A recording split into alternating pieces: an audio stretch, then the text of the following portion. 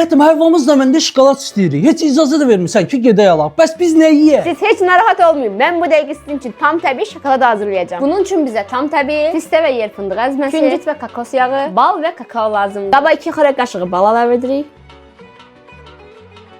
4 xörək qaşığı kakos yağı əlavə edirik. 2 xörək qaşığı da küncüt əzməsi əlavə edirik. 2 xörək qaşığı da kakao əlavə edirik. Zövqə görə də qırılmış fındıq untuları əlavə edirik. Hazırladığımız qarışımı qəlbə töküb 20 dəqiqəliyində buzluğa gözləməyə göndəririk.